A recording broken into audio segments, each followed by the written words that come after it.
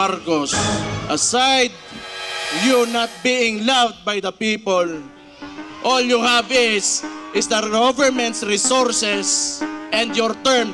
Beyond that, you are nothing.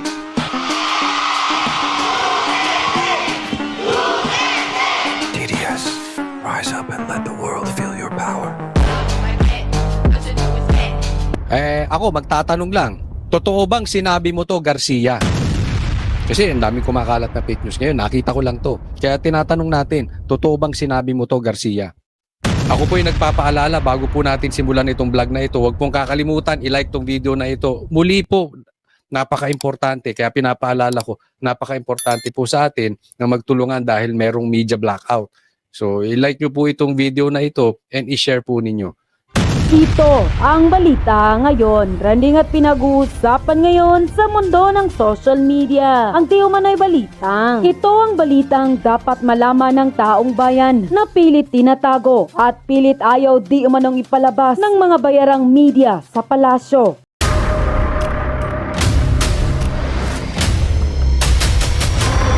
Bago tayo mag-umpisa, baka pwede nyong i-like ang video na to. Malaking bagay ang like sa aming mga content creators. Maraming salamat po.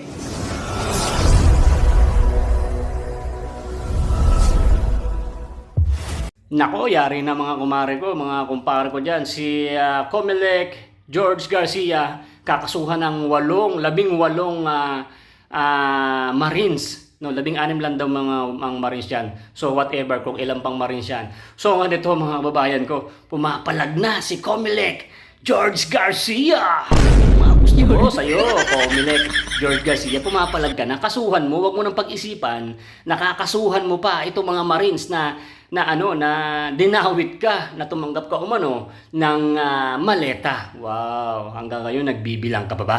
So, ganito mga babayan, dito sa video nito, no, hihimay-himay natin. Kung gusto niyo panoorin ng full video na, pag ganito, dito tayo manonood mamaya ng full video kay Coach Oli. So, dito sa video na to mga babayan ay nagtitrending, no, ang pagtanggap o dawit si Comelec George Garcia sa maleta. Wow! At pag-iisipan pa daw niya mga kamamare ko na kakasuhan itong mga Marines. Ay mas maganda kasuhan mo. Mas maganda kasuhan mo yung mga yan para magkaalaman, ipagtanggol mo yung sarili mo. Kaso yung sarili mo kasi parang lugmok na rin eh. Yung mga taong bayan ay hindi na rin naniniwala sa iyo na hindi ka tumanggap. Biruin mo yung mga natalo sa eleksyon ay pinaupo mo. Kung ikaw ang magiging magpapatuloy na Comelec, no, na ikaw George Garcia, mabawalang saysay itong butuhan natin. Kasi kung binuto ng taong bayan at ay nanalo, kung ayaw mong paupuin, wala rin mangyayari. Di ba? Nagtatanong lang naman. Ito ang pangit. Ito ang pangit mga babayan sa ganitong mga namumuno sa Comelec. Biruin mo si Abante. Oo, hindi naman nanalo sa botohan, biro mo pinaupo. Tuloy, andun ngayon, puro Abante. Ayaw umatras eh. Biruin nyo, no? Talagang pagkadating sa kapangyarihan, mga kumare ko, ay talagang mga sakim, no? Mga sakim. Biruin mo, ang pera kasi, mga babayan, ay napakalaking impluwensya. Kahit na magkagulo na ang Pilipinas. Dahil magkakagulo, dahil biruin mo ay paupuin mo ba naman yung mga hindi nanalo. Ito ang delikado mga kumare ko. Itong si BP Sara, pagka nanalo ito, tapos ay hindi rin pinaupo dahil papatalunin din ni George Garcia, ay alam nyo na ang gagawin natin, no? Yung mga naglabasan dati, nung panahon ng rally para kay Tatay Digong, maglalabasan maglalabasan yan. Biruin nyo, itong si Gedon, biruin mo si Gedon, di ba? Attorney rin yan. Sabihin niya, walang bilang, hindi mananalo si BP Sara, kahit tumakbo, wag nang tumakbo dahil walang bilang. Bulag to kasi si Gadon eh. Biruin mo, kahit magpunta si BP Sara, kahit saang lugar, dinudumog. Kayo, pag saan kayo nagpunta, para dumadaan lang kayo ng wala kayo, na hindi kayo nakikita, invisible kayo, invisible. Paano kasi mga kumare ko, ang mga nagsasabi ngayon ng totoo ay hinaharang na. Di ba? Ayaw nila na may hahadlang sa kadaliman ng mga pinaggagawa ng mga demonyo. Biruin mo, yung mga dapat managot, no, ay hindi pa rin nananagot. Yung sabi ni Marcos Jr. na ipapakulong, hindi aabot ang bagong taon, nasaan na. O, di ba? Nabudol na naman tayo. Nabudol pa rin tayo noon hanggang ngayon sa pagpapakulong sa mga demonyong kawatan ay nabudol pa rin tayo. So ngayon sa nangyayari ngayon na lumabas ng mga witnesses na tulad niya mga Marines, marami pa yan. So ngayon, syempre delikado yung kanilang buhay mga kumare ko ay sana ma-protect sila ng Panginoon at ay maipagtanggol talaga nila yung katotohanan. Kasi yun lang naman kasi ang gusto natin. At mapanagot yung mga demonyong kawatan na talagang hanggang ngayon nakakalaya at ay hanggang ngayon namumukadkad ang pera nila sa kanilang kung saan nila tinatago yung mga pera natin. Kasi pera natin yan. At ngayon, syempre, abangan natin kung talagang magkakaso itong si Comelec George Garcia na sinasangkot siya ng mga Marines. Sana ay wag ka na mag-isip, sabi, nag-iisip pa daw itong si Comelec Garcia na kasuhan eh. Ibig sabihin niyan, parang inaamin mo kasi nag-iisip ka pa lang, alam mo matatalo ka na. Diyos ko. Itong si Comelec Garcia, ano na to, isa to sa uunahin ni BP Sara pagdating ng panahon na siya ay mauupo. Uunahin to. Oo. At ngayon kasi yung mga botohan ngayon, iba hindi na bumoboto, hindi na ginaganahan. Paano kasi kahit manalo yung kanilang manok na iboboto ay pagka hindi manok o kaalyado ng Comelec niya sa Garcia ay matatalo. Hindi ba? Sakit talaga sa ulo. So ganito mga kumare ko, panoorin mo itong full video at kung nagustuhan mo itong video na to, don't forget to like at share mo sa mga kumare natin. At ay maraming salamat sa mga kumare kung mga nasusuporta dyan. O tara, panoorin mo itong Kiko Choli. Let's go! George Garcia ng Comelec, pinag-aaralan ang pagsasampa ng kaso laban sa mga nagpakilalang ex-Marines. Gawin mo na magkalabasan ng ebidensya at maglaban kayo sa korte under oath. Pero kung ako nga sa'yo, tanggapin mo yung hamon ni Depensor. Public hearing. Under oath kayo pare-parehas na magkaalaman. Kung duwag ka, kasi ito importante ito eh. This is very, very important. More than anything else. Bakit? Kasi Comelec to.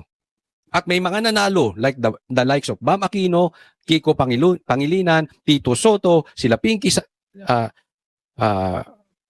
Lacson, wala sa survey. Lalong-lalo na ito si Kiko at saka si Bam. Wala sa survey, biglang nanalo. Nag-number 2 pa. Kaya importante na sinasabi, ito'y tumanggap ng mali-maleta. So, malaki ang posibilidad na ang mga nangunguna o ang nakaupo sa atin ngayon na liderato, hindi talaga na panalo. Hindi nyo binoto. Hindi binoto ng Pilipino. Binoto lang ni Garcia. Malaking posibilidad po yun. Unless patunayan ni Garcia. Kung meron man nahaharap sa public hearing, etong mama na to ang isa sa pinaka-importante humarap at imbestigahan. Dahil nakakatakot po yan. Senador, uupo 6 na taon, hindi naman nanalo. Congressman, uupo, hindi naman nanalo. Alisin na natin ang botohan. Baka sa 2028, eto pa rin animal ang nakaupo. Tapos hindi niya papatunayan na hindi siya tumanggap ng pera. Bay, delikado yun. Magkakaproblema tayo dahil ang tiwala ng taong bayan sa eleksyon mawawala. Hindi na masusunod ng taong bayan. Kasi kung nagpanalo kayo nang hindi naman panalo, ibig sabihin, mandato ni Garcia yan. Hindi yan mandato na ng taong bayan. Kaya kung totoo itong sinasabi mo, sige, tuluyan mo, magdemanda ka. Better yet, kung hindi man yan totoo, magkaroon kayo ng public trial. Sumama ka, huwag kang duwag. Patunayan mo na hindi ka tumanggap ng maleta. Otherwise, yung mga binanggit ko, lalo na yung wala sa survey, tapos biglang nanalo, biglang nag-number 2 pa, peke ang pagkapanalo. It's only because of Garcia. Kung maduduwag tong tao na to, ang tanong, sige, ilagay nyo sa comment section, duwag ba to? Lalaban ba to? Si Comelec Garcia. Next po. Ito si Holy Claire. Laging parang tama ito. Sige, pag-usapan natin to kasi binakbakan na naman si Sara. Walang niya. Ang problema natin, ghost projects. ang gusto mong pag-usapan si Sarah. Sige, pag-usapan natin. Type mo eh. Isip, ito ang payo ng palasyo sa mga umano'y inuuna ang politika at pagpwesto para sa 2028 elections. Baka raw kasi hindi pumasa sa kwalifikasyon ng Pangulo na isang ekonomista at marunong tumugon sa batayang pangangailangan ng publiko. At mga tao dapat na leader ay hindi inuuna ang politika kundi kung paano paunlarin ang bansa. Hindi ka kinikilabutan. Wala na kayong pakiramdam. Wala namang kaluluwa ito. Parang hindi ba siya naalibadbaran sa mga sinasabi niya? Sabi niya inuuna pa politika ay pambihira. Kauupo pa lang ni Bongbong Marcos, pinulitikan niyo na si Sara. Pinulitikan na nung amo mo. Tapos sasabihin mo pa, ang iisipin, ikakaunlad ng bayan, pambihira. Nagtaasan ng presyo ng bilihin, nagbaha-baha dahil sa ghost projects, tapos tumatanggap ng maleta si Bongbong. Ikaw pa may ganong magsalita ng ganyan. So sa mga Ano kaya tingin niyo dito kay Claire? Sige nga, may ipakilagay sa comment section. Hindi na kaya tinatablan to ng hiya? nangunguna o inuuna ang pamumulitika sa ngayon, mag-isip-isip at baka hindi kayo qualified. Matapos sabihin ni Pangulong Bongbong Marcos na mayroon ng nilalapitan at naiisip ang administrasyon bilang potensyal na presidential bet, humirit ang Malacanang na bakas ang diplomasya kay PBBM sa latest engagements nito kasama ang mga dating katunggali sa pagkapresidente. Pink socks, Pacquiao memorabilia, pagpapakita ng pagkakaisa at pagtutulungan kahit anong kulay ka pa. Yun. So pinuntahan niya si Lenny, pinuntahan niya si Pacquiao. Ang galing ni Sara, no? Ganyang kalakasan Duterte. Bakit? Ay, alam mo, ngayon ko lang natanto na grabe ang Duterte, nagpapakain ng tae. Pasensya na sa mga kumakain, nagpapakain ng suka. Pinakain niya si Bongbong ng suka, di ba? Galit na galit siya dyan kay Lenny. Nag-declare lang si Lenny, bigla niyang pinuntahan, si Sara, bigla niyang pinuntahan si Lenny. Nag-declare lang si Sara, bigla naman siya nagpunta kay Isko. Nag-declare lang si Sara, nagpunta naman siya kay Pacquiao. Ang lupit. Kinain mo lahat ng suka mo. Pero yan ang style ni Bongbong. Makiki-unity. Kasi hindi niya kayang manalo ng on his own. Tapos, pag hindi ka na kailangan, gagawin kang parang basura. Pero may tanong ako. Kasi dati pa yan. Nasaan na si Bongbong Marcos? Tinago na. Tinago niyo si Bongbong. Ang laki nung bintang sa kanya. Ang laki nung paratang sa kanya. Pero si Claire na naman ang sumasagot. Tinago niyo si Bongbong? Or tinago niya na yung maleta? Busy siya kung saan niya itatago yung mga pera. Baka kung kani-kanino ipapangalan, baka yung mga properties niya, ililipat ng pangalan, hindi natin alam. Bigla na namang nawala. Ay, naku Claire. Tinago na. O tumago na si Bongbong Marcos. Sa pagkikita ni na Pangulong Marcos Jr. at Mayor Lenny Robredo sa Naga City at sa pagkilala sa ambag ni former Senator Manny Pacquiao sa larangan ng sports, ipinamalas ng tatlong leader na kahit Nagbabasa, no? Sino sumulat niyan? Si Lisa. naging magkakatunggali sila sa nakaraang eleksyon ay hindi ito magiging hadlang sa pagtutulungan at pagsaserbisyo para sa bayan. Hindi raw maaasahang papangalanan ng Pangulo ang mga napupusuan niya, pero nananatiling maingay ang usapin ng pagbuo ng alyansa sa pagitan ng administrasyon at oposisyon. Sa pinakahuling pagkikita ng mga lokal na pamahalaan, spotted sa social media post ni PBBM ang litrato nila ni Naga City Mayor Lenny Robredo sa nasabing event. Ito wala talagang bayag to si Bongbong. Pasensya na po walang paninindigan talaga to si Bongbong. Parang hindi lalaki. Pagdating sa pagpapatakbo ng gobyerno, nagkomento naman si Vice President Sara Duterte at sinabing tila kalat ang administrasyong Marcos at hindi lahat ng cabinet secretaries ay magaling. Sagot ng palasyo, Let us look who's talking. mukhang tumama naman daw ang bise dahil bilang naging Deputy Secretary ito, hindi raw naman inaasahan ni PBBM na ang itinalaga at pinagkatiwalaan niyang hahawak sa ahensya ay aamin pala na wala siyang alam sa larangang ito. Ghost vouchers, ghost food packs, ghost laptops, ghost school materials. Lahat ng multong ito, ng Vice Presidente, nung siya ay DepEd Secretary, huwag niyang ipahid kay Pangulo. Alam mo, ganito lang kasimple yan. Kung lahat ng mga sinasabi ni Claire, totoo, hindi sana malakas si Sara. Alam mo, ako naniniwala ako, malakas si Sara because Duterte siya. Given na po yun. Pero alam nyo, kung talagang totoo yung binibintang kay Sara, regardless kung Duterte siya, hindi po malakas si Sara. At kung totoong nagtatrabaho si Bongbong Marcos ng maayos, makakalimutan na ng taong bayan ang Duterte. Alam niyo ba kung bakit until now malakas ang Duterte? Dahil yung iniwang legasya ni PRRD na i-compare sa ginagawa ni Bongbong. It's just like night and day. Araw at gabi. Ganun ang difference, ang layo. Pero kung ginawa ni Bongbong Marcos ang dapat niyang gawin, yung dinoble niya, triniple niya yung ginawa ni PRRD, makakapurma ba si Sara? Tapos ganyan ang bintang nyo kay Sara? Hindi na makakapurma si Sara. Kaya lang kasi, hindi totoo yung bintang nyo kay Sara at adik yung presidente at hindi nagtatrabaho, kaya nananatiling malakas si Sara.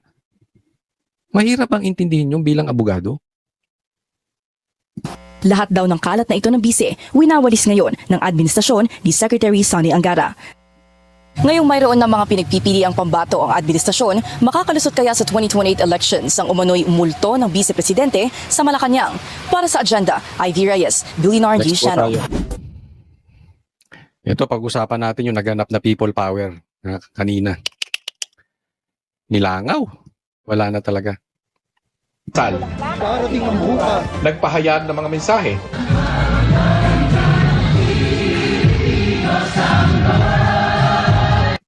Dito mo makikita, laos na talaga dilaw. Kung malakas ang dilaw, puno yan.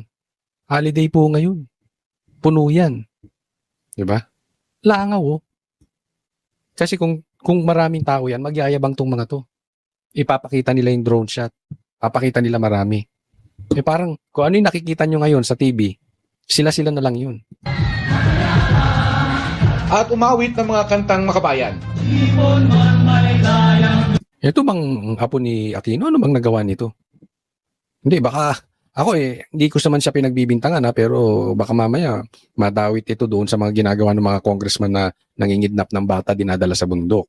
Hindi, wala pa naman kasing nagagawa ito eh. Diba? Ganyan yung mga yan mahilig makipaglaban, tapos makakalaman natin magiging congressman, tapos naging congressman, lalabas. Nangingidnap lang pala ng bata na dinadala sa bundok. Nag-aabusado lang ng mga bata dinadala sa bundok. Diba? May marami ng kasong ganyan. Oh, kaya sino bang na-involve sa ganun?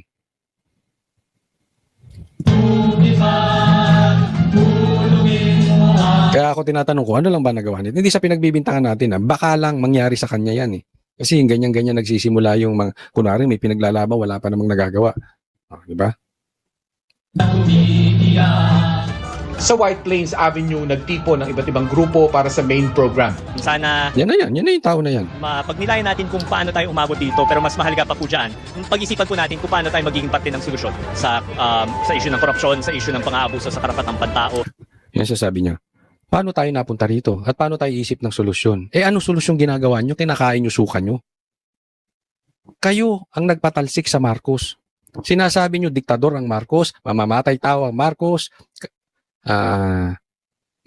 mapang-abuso ang Marcos, galit kayo sa mga pinatay ng mga Marcos nung martial law. Tapos sinasabi nyo, ganun din si BBM. Tapos pinoprotektahan nyo ngayon. No wonder, nilalangaw na kayo. Kasi wala nang tiwala ang taong bayan sa inyo eh. Namumuliti ka na lang kayo. Alam mo, marami akong kaibigan na dilaw at pink na totoo naman yung kanilang pinaglalaban. Kaya lang marami sa kanila disappointed na. Parang yung liderato nila magagalit kay Marcos, biglang poprotektahan si Marcos. Akala ko ba magnanakaw yan? Sinasabi nyo magnanakaw si Marcos. Tapos ngayon kinakampihan ninyo. Dahil ayaw nyo lang mapaupo si Sara. Di ano yan? Namumuliti ka lang kayo. Kasi kung magnanakaw, magnanakaw. Whatever it is, magnanakaw yan. Kung mamamatay tao yan, mamamatay tao yan. Kung kurap yan, kurap yan. Regardless kung uupo si Sara o hindi. Anong pinanindigan? Kaya marami tuloy dilaw, nadi-disappoint na rin sa mga liderato nila eh. O, next topic po. Ito, pag-usapan natin, dapat, alam mo, sinisimulan nyo ng magkaroon ng panawagan na magkaroon ng mandatory drug test. Ito, kung ako kay Bato, ito ang sasabihin ko. It's really about time na managot na magkaroon ang mga opisyal natin ng obligasyon na ipakita sa taong bayan na sila ay fit to work. Pag-usapan natin ito. Ordinaryong manggagawa, kapag hindi ka nagpakita sa trabaho, tanggal ka sa trabaho, di ba? Same standard, same ethical standard po dapat ay nakikita natin sa mga nahalal natin, na opisyal ng bayan. So ito obviously, ang gusto niya, yung ordinaryong tao, pagka hindi pumasok, tinatanggal. So obviously, this is in preparation for BP Sara's impeachment. Kasi mababawasan. Gusto nilang ipatanggal si Bato. Kaya irereklamo nila sa ethics. Okay? O suspindihin, hindi ko alam kung anong trip nitong mga ito. No? Pero alam naman natin ang gusto nitong mga to. So para sa kanila, dapat kung ano yung ina-apply natin sa mga ordinaryo mamamayan, yun din ang i-apply natin sa mga senador. Kasi nga, kung hindi ka pumapasok, tatanggalin ka. Bakit? Pag senador ka, pwede ka hindi pumasok, tatanggalin ka. Kung ganyan ang argumento nyo, dapat itong sasabihin nga ni Bato. Mandatory drug test. Kasi kung ikaw ay ordinaryong empleyado at addict ka, di ba tatanggalin ka? Isipin mo, driver ka ng truck, addict ka. Driver ka ng bus, addict ka. Manager ka ng isang kumpanya, pumapasok ka addict, nagngingiwi ka. Di ba dapat tanggalin ka? Tama or tama-tama? Kasi hindi natin pwedeng sundan yung argumento mong yun. Kasi kung susundan natin yan, di dapat magkaroon din tayo ng mandatory drug test. Sasabihin niyo wala sa batas. Wala din sa batas yan eh. Nagagawa naman niya trabaho niya eh. Sa katunayan nga, maraming senador. Absent ng absent eh. Maraming congressman, absent ng absent. Bakit? Pumapasok ba? Si Romualdez ngayon? O bihira rin makapasok? Diba? Kung i-apply nyo doon sa Speaker of the House, i-apply nyo sa Presidente, pwede. Patas. Gusto nyo patas, di ba? Tulad ng isang senador. Dapat nga mas mataas pa yung standard natin sa mga officials kasi pondo ng bayan ang pinangsasweldo sa kanila. Ayun. Tama ka dyan. Sasangayon ako dyan. Panawagan nyo rin. Kung kaya nyo ipanawagan kay Bato, ipanawagan nyo rin sa Presidente. Ipanawagan nyo rin kay Tambi. Pasok din siya. Drug test din. Si Bongbong. Si Marcos din. Si Sandro. Panawagan nyo rin drug test. Diba? Dapat mas mataas ang standard. Kasi tatay mo, presidente. Pinsan mo, Speaker of the House. Ex-Speaker of the House. Yung anak, congressman din. Pero siyempre, alam ko, hindi kayo papayag. Hindi nyo papanawagan yun. Bakit? Eh, siyempre, alam naman natin, kain. Pare-parehas kayo dyan eh. Kain suka kayo eh. Ano na? Mayroon ba rekomendasyon ng Ano ba? grupo kung anong dapat gawin o ipato na parusa para kay De La Rosa? Siyempre, pinapasaubaya nila sa Senate Ethics Committee ano ba yung pwedeng maging sanction, ano yung pwedeng kaparusahan kay Senator De La Rosa sa patuloy niyang pag-absent, kaya nga sinabi ko simula pa noong November. Pero nung tinanong si Professor Magno, ano yung tingin nila na pwedeng maging parusa, isa is yung suspindihin yung pagtanggap niya ng sweldo habang hindi nga siya nagpapakita sa Senado at hindi niya na-perform yung kanyang function. At isa pa ay pwede rin daw sanang suspindihin yung operasyon ng kanyang buong opisina. Ang sabi ni Professor Magno, hindi raw dapat kinukonsinti ng Senado ang matagal ng pag-absent ng kahit sinong senador. Narito. Alam mo, ganito kasimple yan. Ang gusto nila mangyari, suspindihin o tanggalin yung sahod ni Bato at tanggalin din yung opisina ni Bato. Teka muna. Ang paliwanag nila dito, nagagawa naman ng opisina ni Bato yung kanyang trabaho. Hindi ko pinagtatanggol si Bato ha. Kung mapapatunayan ninyo na talagang dapat at nasa batas na tanggalan ng sahod si Bato at dapat tanggalin siya bilang yung opisina niya, tanggalin bilang senador o tanggalin yung kanyang opisina, okay lang yun, walang problema. Basta patas tayo, hindi kay double standard. Kung gagawin nyo kay Bato, gawin nyo rin sa iba. Kung irereklamo nyo si Bato, gawin nyo rin dun sa iba. Ang problema kasi dito, lagi silang nakatingin lang dun sa mga Duterte. Alam naman natin yung ginagawa nito mga ito. Kung ang gagawa ba nito ay kaalyado nila, gagawin nila, irereklamo nila, dapat uunawain nyo yung sitwasyon. Si Bato ay may danger na kuhanin ng ICC. Hindi nyo ba alam, obligasyon niya ng pamahalaan na protektahan ang Senado o kahit sinong member o kahit sinong Pilipino na hindi pwedeng bitbitin ng ICC basta-basta. Kaya lang, ginawa kay PRRD. It means, pwedeng gawin kay Bato. Bibit-bitin lang si Bato, hindi dadaan sa korte natin, hindi dadaan sa due process, bibit-bitin lang sa eroplano. So kung dapat, nag-iisip ng tama itong Magnuma ito, dapat nakikita niya may problema talaga tayo sa gobyerno. Instead of being judgmental kay Bato, at kay Bato lang, o sa mga Duterte allied senators lang, dapat iniintindi niya, teka muna, may responsibilidad ng gobyerno. May parte ang gobyerno dito. Hindi tayo dapat nagbibigay ng mga basta-basta na kapwa nating Pilipino dahil kalaban natin sa politika. Diba? Manindigan naman kayo para sa Pilipino. Hindi na po ito tungkol sa kalaban ka ba namin o hindi. Ito'y dapat sinusunod. Isa ka pa, Magno. Na dapat nagsasabi, Magno nga kung hindi ko kilala to na nagsasabi na dapat sinusunod ang batas ng Pilipinas. Kaya lang hindi na nasusunod yung due process Nauunawaan nyo ba? Ako, hindi ko sinasabing tama si Bato. Pero kung ako rin siguro yung senador at gaganituhin, baka gawin ko rin yung ginawa ni Bato Baka din. Hindi ko sure. Hindi naman ako magiging senador. Ang punto ko lang dito, huwag tayo masyadong judgmental pagkalaban natin sa politika. Makikita nyo naman na yung pagkidnap kay PRRD, politika lang Di ba? Aminin nyo man sa sarili nyo o hindi, pinulitika ninyo si PRRD. Ginamit ang ICC. Nagpapaalala lang po, wag pong kakalimutan na i-like nyo po itong video na ito at sana doon sa mga hindi pa po subscribe po kayo. Maraming salamat po sa mga manunood and sana po i-share po ninyo itong video na ito. Lalong-lalo na yung patungkol sa Marines dahil hindi po nabibigyan ng tamang exposure sa media. Talagang hinaharang. So, tulungan lang po tayo. Maraming salamat po. God bless everyone. Ama naming Diyos na makapangyarihan sa lahat, salamat po sa iyong pagmamahal na hindi nagmamaliw. Sa gitna ng kaguluhan sa aming bansa, turuan niyo po kaming magtiwala sa iyong hustisya at hindi sa hustisya ng tao. Linisin niyo po ang aming mga puso at ituro niyo po ang tamang daan ng katotohanan at pag-ibig. Tulungan niyo po kaming maging ilaw sa gitna ng dilim at ipakita sa mundo na may pag-asa pa sa pangalan ng aming Panginoon Hesus. Salamat po sa pag-ibig po ninyo at salamat sa pagdinig ng aming mga panalangin at iligtas niyo po kami.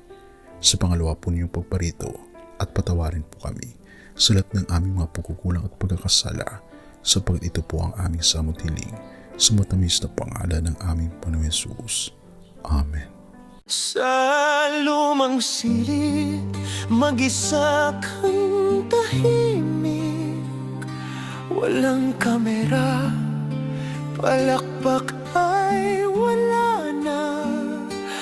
Ngunit sa bawat pader ng bayang iniwan mo, may pangalan mong di na mabubura.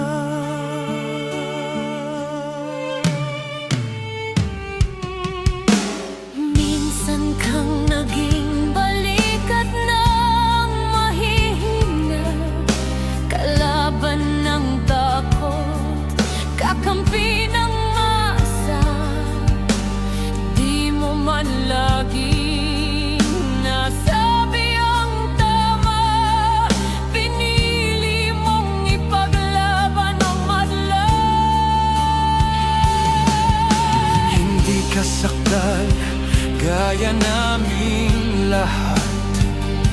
pero tumindi ka nang walang pag-atras.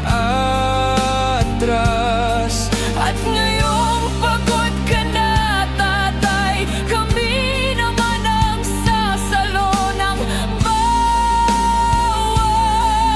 bigat.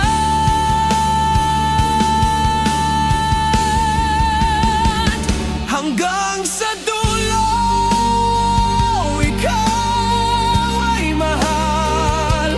Kahit papagod na ang iyong katawan. Tatay, salamat sa iyong paglaban. Ngayon, kami naman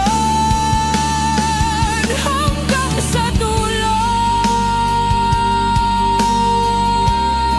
di ka namin iiwan. Ang kwento mo'y dala ng bayan.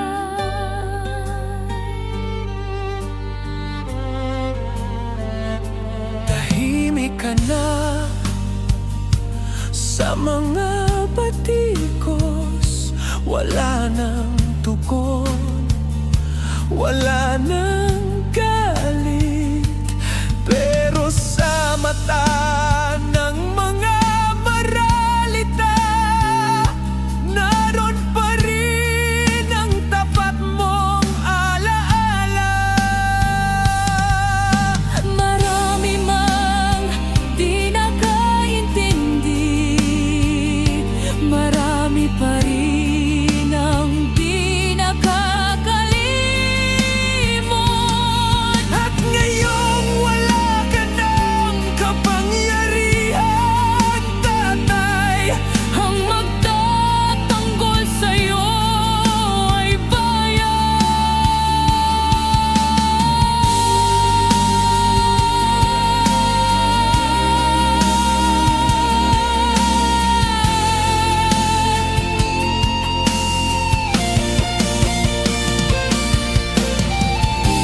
hindi ka nag-iisa.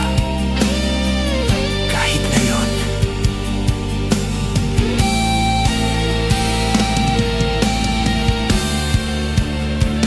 hanggang sa dulo, tangan ka pa rin. Sa puso ng batang minsan mong pinagkain. Hanggang sa dulo, di ka nag-iisa. Ang dasal ng bayan ay sa'yo pa rin. Katay, kami naman ang lalaban sa ngalan mo, sa alaala mo. Hanggang sa dulo. Dalangin ka ng puso ng masa.